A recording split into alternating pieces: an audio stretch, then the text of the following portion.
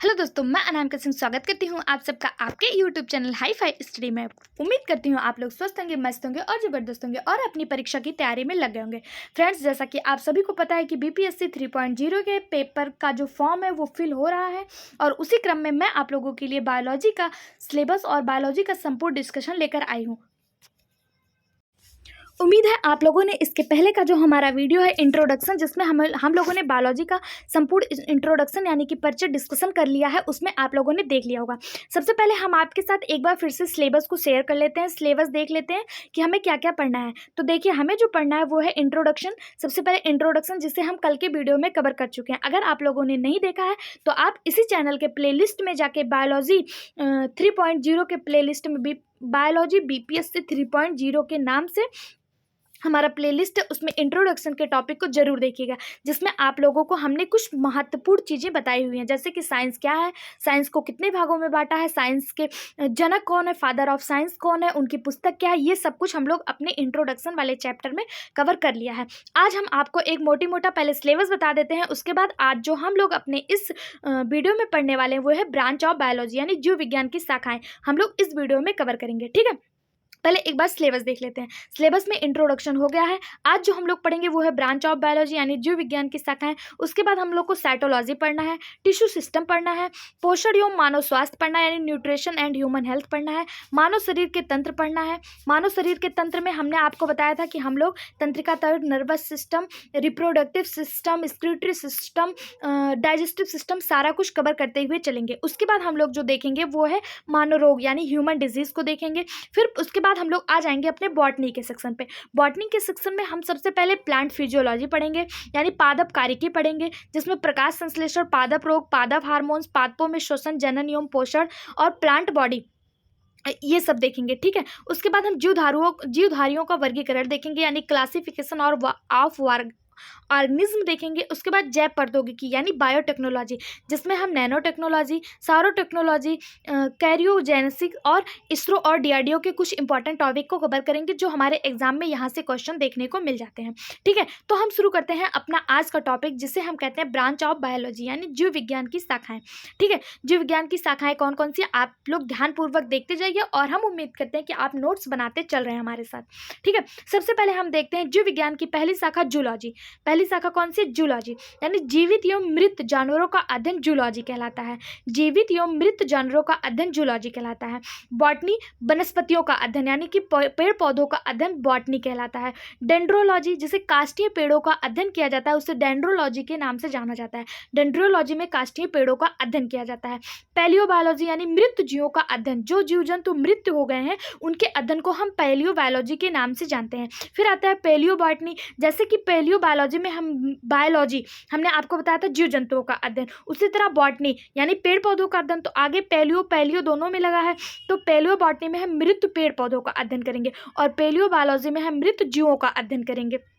ठीक है, फिर आता है ऑर्निथोलॉजी के अंतर्गत हम पक्षियों का अध्ययन करते हैं। वही साथियों, अगर आपसे पूछा जाए एवीकल्चर, एवीकल्चर पक्षियों का पालन कहता है। पक्षियों के पालने की जो प्रक्रिया होती है कि उन्हें क्या खिलाया जाता है, कहाँ पे पाला जाता है, कहाँ पे रखा जाता है, ये जो प्रक्रिया है इसे एवीकल्चर कहते हैं। वहीं पे अगर हम बात करें पक्षियों का अध्ययन यानी कि वो कैसे रहते हैं, कौन से इन्वायरमेंट में रहते हैं, क्या खाते हैं, कैसे जीते हैं, कौन सी बीमारी होती है, उनके बारे में जब हम विस्तृत अध्ययन करते हैं तो उसे हम ऑर्निथोलॉजी के नाम से जानते हैं। ठीक है, पक्षियों का अध्ययन ऑर्निथोलॉजी कहलाता है और पक्षियों का पालन एवीकल्चर कहलाता है। इसमें आपको कंफ्यूज नहीं होना है। इसी तरह इक्थोलॉजी, इक्थोलॉजी के अंतर्गत हम मछलियों का अध्ययन करते हैं। देखिए, आप लॉजी से निष्कर्ष निकाल लीजिएगा, लॉजी, लॉजी यानी कि अध्ययन। ठीक है, कल्चर यानी कि पालन। ठीक है, देखिए इक्थियोलॉजी में हम मछलियों का अध्ययन करते हैं और पीसी कल्चर के अंतर्गत हम मछली पालन का अध्ययन करते हैं।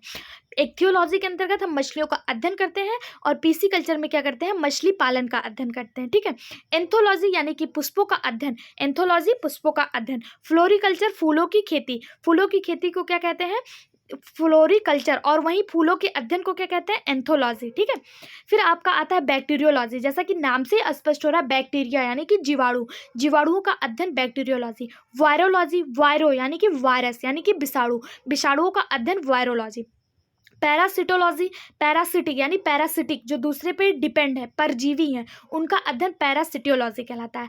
माइकोलॉजी, माइको यानी कि कवक, कवकों का अध्ययन, फंजाई का अध्ययन माइकोलॉजी कहलाता है, और फाइकोलॉजी यानी कि सेवालो यानी कि एल्गी का अध्ययन फाइकोलॉजी के नाम से जाना जाता है। बैक्टीरियोलॉजी जीवाणु विज्ञान का अध्ययन, वायरोलॉजी विषाणुओं का अध्ययन, पैरासिटोलॉजी परजीवी जंतुओं का अध्ययन, माइकोलॉजी कवकों का अध्ययन, और फाइकोलॉजी के शैवाल के अध्ययन को हम फाइकोलॉजी के नाम से जानते हैं। ठीक है, और देख लेते हैं क्या है, एक मिनट, एक बार हम फिर से देखते हैं। जूलॉजी जीवित एवं मृत जानवरों का अध्ययन। आज के हमने वीडियो में अपने पहले सिलेबस देखा, उसके बाद हम शाखाएं देख रहे हैं, जैसे कि जूलॉजी जीवित एवं मृत जानवरों का अध्ययन, जूलॉजी बॉटनी में वनस्पतियों का अध्ययन, डेंड्रोलॉजी में काष्ठीय पेड़ों का अध्ययन, पेलियोबायोलॉजी मृत जीवों का अध्ययन, पेलियोबॉटनी मृत पेड़ पौधों का अध्ययन, ऑर्निथोलॉजी पक्षियों का अध्ययन, और एविकल्चर के अंतर्गत हम पक्षियों के पालन को समझते हैं। इक्थियोलॉजी में मछलियों का अध्ययन करते हैं, और पीसीकल्चर में मछली पालन का अध्ययन करते हैं। एंथोलॉजी में पुष्पों का अध्ययन करते हैं, और फ्लोरिकल्चर में पुष्पों की खेती के बारे में हम अध्ययन करते हैं।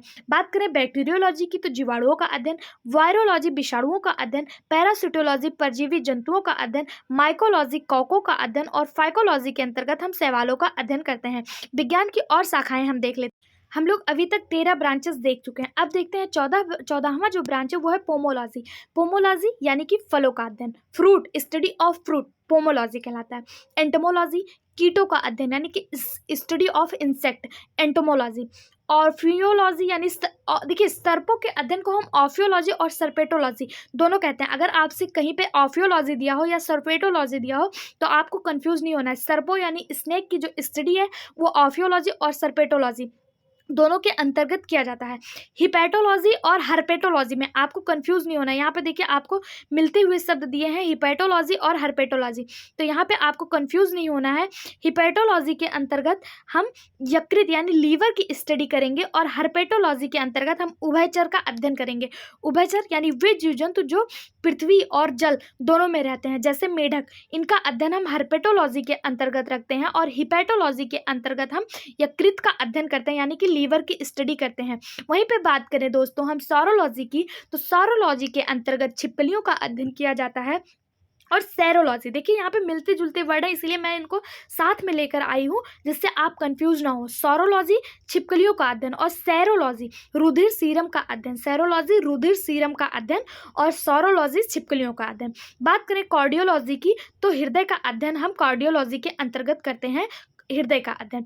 ऑस्टियोलॉजी अस्थियों का अध्ययन, ऑस्टियोलॉजी अस्थियों का अध्ययन। वेरी वेरी इंपॉर्टेंट आपके लिए ऑर्थोलॉजी पूछा जाता है जिसके अंतर्गत हम अस्थियों से संबंधित रोगों का अध्ययन करते हैं। देखिए अगर आपसे पूछा जाए अस्थियों का अध्ययन किस में करते हैं तो ऑस्टियोलॉजी में करते हैं। अगर अस्थियों से संबंधित यानी हड्डियों से संबंधित रोगों का अध्ययन किस में करते हैं तो ऑर्थोलॉजी में हम हड्डियों से संबंधित रोगों का अध्ययन करते हैं। उसके बाद देखिए हम एंथ्रियोलॉजी में रक्त एवं हृदय का अध्ययन करते हैं। देखिए आप यहाँ पे कंफ्यूज मत होइएगा, एंजिथ्रोलॉजी में हम रक्त एवं हृदय का अध्ययन करते हैं, जबकि हमने आपको क्या बताया था कि सेरोलॉजी में रुधिर सीरम यानी रक्त के सीरम का अध्ययन करते हैं। वहीं पे बात करें एंथ्रोलॉजी में तो रक्त एवं हृदय दोनों का अध्ययन करते हैं। फिर होता है एंथ्रोपोलॉजी, एंथ्रोपोलॉजी में हम मानव विकास रीति रिवाज का अध्ययन करते हैं एंथ्रोपोलॉजी में। फ्रेनोलॉजी मस्तिष्क की क्रियाशीलता का अध्ययन फ्रेनोलॉजी कहलाता है। कैलोलॉजी यानी चेहरे की सौंदर्यता यानी खूबसूरती, फेस की खूबसूरती का अध्ययन हम कैलोलॉजी के अंतर्गत करते हैं। जेनेटिक्स यानी वंशानुगत का अध्ययन यानी कि जेनेटिक्स का अध्ययन हम जेनेटिक्स के अंतर्गत हम वंशागति का अध्ययन करते हैं। ठीक है, फिर देखिए एग्रेस्टोलॉजी के अंतर्गत हम घास का अध्ययन करते हैं। पेलिनोलॉजी के अंतर्गत परागकण का अध्ययन किया जाता है। मायोलॉजी में मांसपेशियों का अध्ययन करते हैं, और साइटोलॉजी में हम कोशिका का अध्ययन करते हैं। ओंकोलॉजी में कैंसर से संबंधित चीज़ों को हम देखते हैं। एग्रोलॉजी घास का अध्ययन, पेलिनोलॉजी परागकण, मायोलॉजी मांसपेशियों का अध्ययन, साइटोलॉजी कोशिका का अध्ययन, और ओंकोलॉजी में हम कैंसर से संबंधित चीज़ों को देखते हैं। फिर हमारा जो और जीव विज्ञान की शाखाएं हैं जैसे इकोलॉजी में हम पर्यावरण का अध्ययन करते हैं। पैथोलॉजी में रोगों के कारक व प्रकृति का अध्ययन करते हैं। मिर्मिकोलॉजी यह बहुत ज़्यादा इंपॉर्टेंट है। मिर्मिकोलॉजी में हम चींटियों का अध्ययन करते हैं। डर्मेटोलॉजी में डर्मिस यानी डर्म यानी कि त्वचा, तो इसमें त्वचा का अध्ययन करते हैं डर्मेटोलॉजी में। हिमेटोलॉजी में रक्त का अध्ययन करते हैं। वहीं पे हमने आपको बताया था सौरोलॉजी में हम लोग रुधिर सीरम का अध्ययन करते हैं। और हिमेटोहीम यानी कि हीम यानी कि HB यानी हीमोग्लोबिन यानी कि रक्त का अध्ययन, ठीक है, हिमेटोलॉजी में करते हैं। अब हम देख लेते हैं इसी से रिलेटेड कुछ कल्चर के बारे में। अभी तक हम लोगों ने देखा किसके अंतर्गत किसका अध्ययन करते हैं, अब कुछ इसके कल्चर होते हैं, उसके पालन का अध्ययन, किस चीज़ों के पालन का अध्ययन किसके अंतर्गत किया जाता है उसको हम देख लेते हैं। जैसे कि देखिए एपी कल्चर में हम मधुमक्खी पालन के बारे में समझते हैं। सेरीकल्चर रेशम कीट के बारे में पढ़ते हैं, सेरीकल्चर। पीसी कल्चर मत्स्य पालन या मछली पालन का अध्ययन पीसी कल्चर कहलाता है। हॉर्टिकल्चर फूल फल मसाले एवं सब्जियों यानी बागवानी फसलों के रूप में हॉर्टिकल्चर को हम देखते हैं। बीटी कल्चर में हम अंगूर की खेती को देखते हैं। वर्मी कल्चर के अंतर्गत केचुआ पालन की स्टडी को देखा जाता है। ओलेरी कल्चर में हम सब्जियों की खेती, मोरी कल्चर सहतूत की खेती, और सिट्री कल्चर, सिट्री यानी खट्टे फल, सिट्रिकस जिसमें पाए जाते हैं वो खट्टे फल होते हैं, तो सिट्री कल्चर में हम खट्टे फलों की स्टडी को करते हैं, खट्टे फलों की खेती को देखते हैं कि खट्टे फल सिट्रीकल्चर कहलाता है। खट्टे फलों की खेती क्या कहलाती है, सिट्रीकल्चर कहलाती है। एपीकल्चर में क्या, मधुमक्खी पालन। सेरीकल्चर में रेशम कीट पालन। पीसी कल्चर में मत्स्य पालन। हॉर्टिकल्चर में फूल फल सब्जी एवं मसालों का अध्ययन करते हैं। बीटी कल्चर में अंगूर की खेती। वर्मी कल्चर में केचुआ पालन। ओलेरी कल्चर सब्जियों की खेती। मोरी कल्चर सहतूत की खेती, और सिट्रीकल्चर खट्टे फलों की खेती की जाती है। बात करें आपको इसी क्रम में दोस्तों, तो विज्ञान की कुछ अन्य शाखाएं जिससे हमारे पेपर में क्वेश्चन देखने को मिल जाता है, वो सभी मैं आप लोगों के लिए लेकर आई हूँ। उम्मीद करती हूँ आपको वीडियो पसंद आ रहा होगा, तो आप चैनल को बिना सब्सक्राइब किए मत जाइएगा, और साथ ही साथ अपने दोस्तों को शेयर करिएगा। ये वीडियो सारे कॉम्पिटिटिव एग्जाम के लिए यूजफुल है, ठीक है। देखिए विज्ञान की जो अन्य शाखाएं हैं उसमें हम किसका किसका अध्ययन किसके अंतर्गत करते हैं, एक नज़र में हम उसको भी देख लेते हैं। देखिए न्यूमिस्मैटिक के अंतर्गत हम सिक्कों के संग्रह व अध्ययन करते हैं। सिक्कों का संग्रह एवं अध्ययन हम न्यूमिस्मैटिक के अंतर्गत करते हैं। बात करें होरोलॉजी का, तो हम समय का अध्ययन होरोलॉजी के अंतर्गत करते हैं। होरोलॉजी के अंतर्गत हम क्या करते हैं, तो स्टडी ऑफ टाइम करते हैं, ठीक है। मीटियोलॉजी में मौसम का अध्ययन करते हैं। मीटियोलॉजी आपसे पूछा जाएगा मीटियोलॉजी में किसका अध्ययन करते हैं, तो मौसम का अध्ययन करते हैं। एस्ट्रोनॉमी खगोलीय पिंडों का अध्ययन एस्ट्रोनॉमी कहलाता है। और कॉस्मोलॉजी के अंतर्गत हम ब्रह्मांड का अध्ययन करते हैं। ब्रह्मांड का अध्ययन किसके अंतर्गत करते हैं, तो कॉस्मोलॉजी के अंतर्गत करते हैं। वहीं पे बात करें एस्ट्रोलॉजी यानी ज्योतिष शास्त्र, यानी ज्योतिष शास्त्र का अध्ययन हम एस्ट्रोलॉजी के अंतर्गत करते हैं। और सिरेमिक्स के अंतर्गत हम चीनी मिट्टी के बने हुए बर्तनों का अध्ययन सिरेमिक्स के अंतर्गत करते हैं। न्यूमिस्मैटिक के अंतर्गत सिक्कों का संग्रह व अध्ययन, हॉरोलॉजी के अंतर्गत समय का अध्ययन, मिस्टीरियोलॉजी के अंतर्गत मौसम का अध्ययन, एस्ट्रोनॉमी के अंतर्गत खगोलीय पिंडों का अध्ययन, कॉस्मोलॉजी के अंदर ब्रह्मांड का अध्ययन, एस्ट्रोलॉजी के अंतर्गत ज्योतिष शास्त्र का अध्ययन, और सिरेमिक्स के अंतर्गत हम चीनी मिट्टी से बने बर्तनों का अध्ययन करते हैं। उसके बाद कुछ और इंपॉर्टेंट देख लेते हैं, जैसे हाइड्रोपैथी, जल की चिकित्सा को हाइड्रो जैसा कि नाम से ही स्पष्ट हो रहा है, जल की चिकित्सा को हाइड्रोपैथी के नाम से जाना जाता है। वहीं पे बात करें एपिग्राफी, तो शिलालेखों का अध्ययन एपिग्राफी कहलाता है। सिस्मोलॉजी भूकंप का अध्ययन सिस्मोलॉजी कहलाता है। होलोग्राफी 3D चित्र का अध्ययन होलोग्राफी कहलाता है। क्रायोजेनिक्स न्यूनतम तापमान का अध्ययन क्रायोजेनिक्स कहलाता है। ओरोलॉजी के अंतर्गत हम पर्वतों का अध्ययन करते हैं। जियोलॉजी पृथ्वी की आंतरिक संरचना, और पैडोलॉजी मृदा निर्माण। धन्यवाद।